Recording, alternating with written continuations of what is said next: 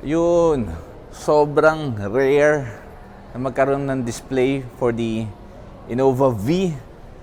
The V variant is the top of the line, alright? So, ayan na nga, meron kami display right now. Actually, yung huling display na for the Innova V, actually, 4 years ago na. So, right now, ito, may display kami in showroom. I-shoot natin yan, okay? And before we begin, meron kaming trade-in dito. Most of the brands sinatanggap namin for trade-in, alright? Pero huwag kayong susugod dito. Of course, by appointment yan. Mamaya, pumunta kayo dito, wala yung appraisers namin, okay? And, next one is, just in case may approval kayo, even though other brands yan, pwede po yan i-transfer dito. Right? Tara, simulan natin Innova. So, we're heading to Innova V. That's the diesel variant, top of the line. And by the way, meron din kaming display na Zenix. Zenix is the gas version, hybrid, Innova Zenix. Okay? So, premium din yan. Same with the Innova V diesel. So, ito yung Innova V diesel. Alright? So, pasukin natin agad. Right? So the price is 1,829,000. That's the white pearl. Okay, start at the side mirror and chrome design. Okay, integrated side signal light. Right? Door handle is chrome. Okay? Smart entry button. Ito kita nyo. So, meron button. Input ng susi. Okay? Wala siyang blind spot monitoring. And same goes with the Zenix there. By the way, meron din akong vlog for the Zenix, ha? Okay? Chat kayo. Pwede kayo send dyan sa inyo para hindi nyo na i-search. And meron din siyang brown accent. This one is fabric. Hindi siya leather, ha? Plastic. And ito, meron siyang silver design. Window controls. Central lock. Then central unlock. Windows. Then joystick yung design ng pang-adjust ng side mirror niya. Wala siyang auto fold. Pero pwede mo siya i-fold dito. Okay. Then cup holder extended. Then merong speaker sa baba. Yan. Door mechanism. Then hawakan. Okay, meron dito ng tweeter by the way, Yan. Then meron siyang seat height adjuster. Okay, yan. Sandalan. Then Toyota design. Okay? Then dito under is pang-open ng gas, pang-open ng hood, parking assist. Yan meron tong parking assist being the top of the line. Then retractable cup holder. Okay. Then meron to wood panel design, no? Yan Kita nyo? Ganda. And yan yung design ng aircon vent niya. Okay. And ang seat design niya is brown. Yan. Siyang parang tiger. Tiger stripes. Okay. Ito ako yung upuan, Tiger stripes design. Captain seats. And check muna natin yung steering wheel, of course. Being the top of the line, of course, this one is push start. Okay. Innova V is push start. And ito na nga yung volume control. Skip. Shortcut mode. Alright. Answer call, hang up, cursor. Itong cursor na to, ito yung ginagamit pang adjust dyan. Okay. For the vehicle settings. Okay. Ito yung back button. Yun nga, lagi yung example, yung Nokia. Kung may mga nakabot pa sa Nokia phone, hindi pa siya touchscreen before. So, meron kang ginagamit na cursor. This one is enter, back. And, pwede ka mag-assign na shortcut dito. So, yan ang steering wheel design niya. By the way, ito, wood design siya. Yan, glossy. And this one is leather. Right? Okay, pakita naman natin tong design ng speedometer. Yan, ang ganda. Very classy, classic look. Nice.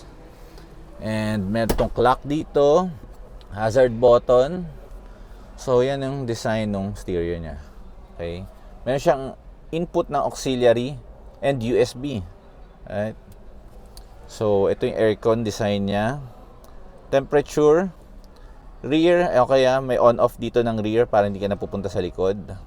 Auto, eto, rotary siya. Okay? So off button, front defogger, rear defogger, air circulation, AC, thermostat. Ito naman yung airflow. Yan, familiar kayo dyan, yung pwede sa mukha, pwede sa paa. Excuse. Then meron tayong eco mode and the power mode para sa engine. Okay? So yan. Ito, eco, mas magtitipid siya sa gas. When it comes to power mode, mas aggressive yung engine natin. And this one is the traction. Right? And under is meron tong lighter na power supply. Kaya siya tinawag na lighter kasi previously, lagayan yan ng lighter. Pwede ka magsindi dyan actually. Then, yan. Center front pocket. Lagayan ng coins. Lagayan ng phone. Pero wala siyang wireless charger. Alright. So ito, pwedeng cup holder. Pwedeng lagayan ng coins or anything. So ito, magulat lang kayo bakit itong walang shift knob. Tinatanggal lang siya. Alright. Ibabalik naman siya sa actual unit release. So park, reverse, neutral, drive, and sports mode. Sequential. So meron tong plus minus. Okay. Maganda yan. Lalo na kung uphill kayo. Yan. Then merong isang cup holder. And ito, ang ganda nitong handbrake na to. So, karamihan kasi ng mga handbrake ngayon, electronic na eh. Pero ito, wala nang tingin-tingin, grab ka na lang. Okay? Para sa akin, in my opinion, mas gusto ko yung classic na handbrake. Okay, meron tayong center pocket dito. Okay, ganda. And this one is leather. Yan, yung armrest nyo, leather. Okay. Dito tayo sa glove box. Alright. So, meron din siyang cool box. Ha? Itong cool box, not necessarily, hindi naman sinabing cool box na lalamig yung ilalagay nyo dyan. Dumadaan lang din yung aircon dyan. Okay. So, para medyo mas chill kung maglalagay kayong bottled water. And meron din yung wood panel design. Ito ganda. Very class ang look. And the glove compartment. Yan. Nice. And, of course, the retractable cup holder. Okay? So, dito sa driver's side, yan. So, meron brown fabric again dito. Okay, yan. Window control. Headliner, okay, meron hawakan dyan. Then, of course, hindi pwedeng mawala yan. Meron tayong salamin dito. And every time na i-open mo to, bubukas din tong ilaw na to. Diba? Okay? And itong controls natin dito, yan. Yan, ilaw. Okay? Then, ito, may lagayan ng salamin. Okay, may speaker pa to kasi bago nga to guys. Yan, lagayan ng salamin. Okay, nice. So, yan yung design ng ilaw niya. Okay, kita nyo. Ganda. And, dito kaya, may salamin kaya? Yun, meron pa rin, of course. So, at the driver's side, meron siyang salamin. Yan, kapag ino-open mo yung salamin na yan, iilaw to. Okay? Nice. Ganda. So, I think we're done here. At the first row. Yan. So, being the top of the line, yan, marami ang airbags, of course. Siyempre, priority ang safety mo. So, let's go at the second row. Alright. So, anong design ng door panel sa second row? Yan. Window control. Okay. Mechanism. Yan yung mechanism ng lock niya. And of course, meron pa rin wood panel design. Ang ganda. Then, brown fabric. Isang cup holder na extended. Nice. Then, meron niyang speaker dito. Right. So, ang design is being the top of the line is naka-captain seat siya. Alright. Same goes with the Zenix. Pero sa Zenix, sa hybrid is meron niyang Ottoman. Ayan, discuss ko lang. And ito yung captain seats niya. Okay. Sobrang limited ng production nito. I suggest kapag may available, kuhanin na natin agad. And I suggest any color na. Okay. So yan. Ganda captain seats. Comfy. Okay. And tignan natin dito. Okay. May ambient light to eh. Yan. Ito yung isang ilaw niya sa left side. Aircon vent. Aircon control. Okay. Yan. Meron siyang auto off. Pang-adjust ng blower level. Aircon vent again. And yan. Meron din kabilang ilaw. Alright. Yan. Okay. Nice. Ito ang nagustuhan ng iba. So, meron tong retractable table. Yan, nakita nyo yan. Yung maganda dito sa Innova V. Wala nito sa Zenix. So, pwede ito maging table, ah. Alright? Alright. Yun. Okay, pwede kang kumain dito. Pero may maximum load lang yan, ha. Maximum load is 10 kg. Okay? Yan. Sobrang nice. Yan. Alright? On the go ang dating. Okay, yan. Naglalak siya. Then, another wood panel design. Okay? So, highly suggested. Basta't may available, any color na tayo dahil sobrang rare nito. Okay? Merong power supply dito under. Ito yung classic, yung bilog. Then, ito. Merong lagayan din dito. Okay? Meron pa rin siyang lagayan ng files, of course. Alright?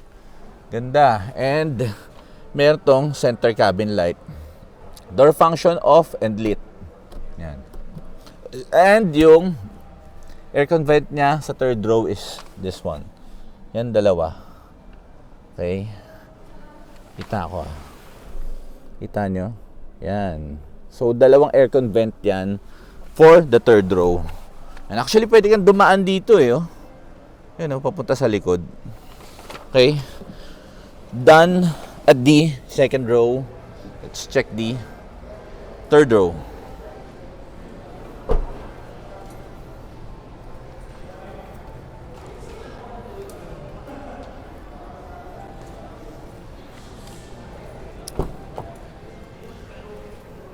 So, I went back. Unfortunately, hindi na wala siyang battery right now. So, actually, same lang naman to with the Innova XE. I also have a vlog for the Innova XE. Yan. Retractable side pa rin siya. Okay? And brown design ang seats niya. Okay, yan. Nice. Okay. Yan. So, ikutan naman natin tong Innova V. So, inuna ko lang inside. And, inuna ko yan, of course, I'm sure excited kayo makita agad yung interior. And ang goal nitong Innova, of course, is the engine power. Mapapansin nyo kung meron kayong taga Baguio na relative. Yan, ang daming Innova. Simply because of the engine power. Akyatan yan eh. Right? Kuta natin oh.